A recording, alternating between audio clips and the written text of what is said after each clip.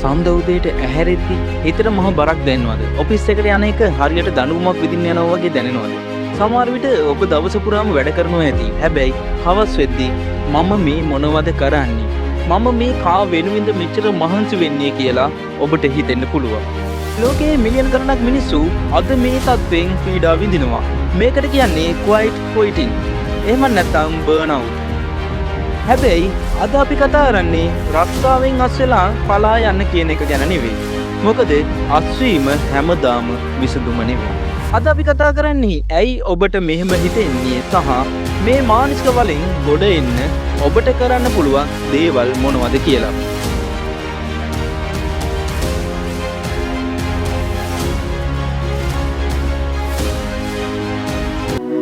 රස්සාවක් එපා වෙන්න ප්‍රධාන හේතු තුනක් තියෙනවා. ඔබ ඉන්නේ මේ කොයි තැනද කියලා හිතලා බලන්න.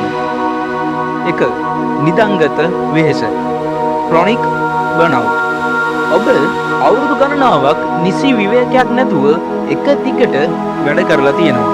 ඔබේ මොළය දැන් කියන්නේ මට තවත් බෑ කියලාමයි. අංක 2. අගය නොකිරීම. lack of recognition. ඔබ කොච්චර කැපවීමෙන් වැඩ කළත් ඔබේ ප්‍රධානියාගේ හෝ ආයතනයෙන් ඔබට ඒ සඳහා ලැබිය යුතු ගෞරවය හෝ වටිනාකම ලැබෙන්නේ නැහැ. එතකොට ඔබට හිතෙනවා මම මේ මොකටද මෙච්චර දඟලන්නේ මෙච්චර මහන්සි වෙන්නේ කියලා. අංක 3. අරමුණක් නැතිවීම. loss of purpose. ඔබ කරන වැඩෙන් ලෝකයට හෝ ඔබට කිසිම යහපතක් වෙනවා කියලා ඔබට දැනෙන්නේ නැහැ. ඔබ නිකම්ම මැෂින් එකක කොටසක් වෙලා කියලා හිතෙනවා. ගොඩක් අය කරන්නේ රස්සාව එපා වුණු ගමන් ශනිකව රස්සාවෙන් අස්වෙන එක. හැබැයි මතක තබා ගන්න රස්සාව මාරු කළා කියලා ප්‍රශ්නය විසඳෙන්නේ නැහැ. ඔබ වෙනත් තැනකට ගියත් ඔබේ මානසිකත්වය සහ වැඩ කරන විලාසය වෙනස් කරගන්නේ නැත්නම් එතනදිත් ඔබට මාස කිහිපයකින්ම මේ හැඟීමම එන්න පුළුවන්. ඒ නිසා අපි බලමු මේ ඉන්න තැන ඉඳගෙනම රීස්ටාර්ට් කරන්නේ කොහොමද කියලා. මේ දේවල් අද ඉඳන්ම ඔබ උත්සාහ කරලා බලන්න. පළමු පියවර සීමා මායිම් බවුන්ඩරිස්. ඔබ සීමා මායිම් පනව ගන්න.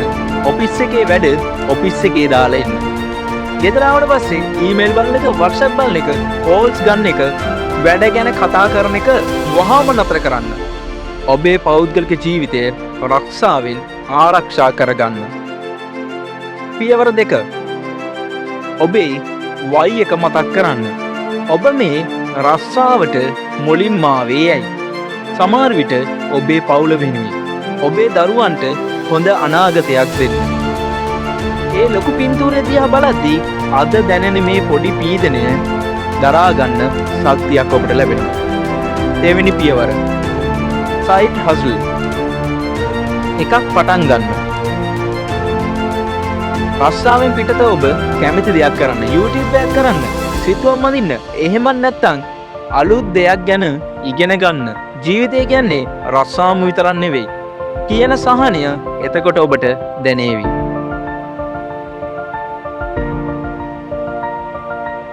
හැබැයි ඔබ මේ හැම දෙයක්ම කරලත් මාස 6ක් තිස්සේ මේ හැඟීම තව දුරටත් තියෙනවා නම්, ඔබේ මානසික සෞඛ්‍ය බරපතල ලෙස පිරිහෙනවා නම් එතෙන්දී ඔබ ඉවත් විය යුතුමයි.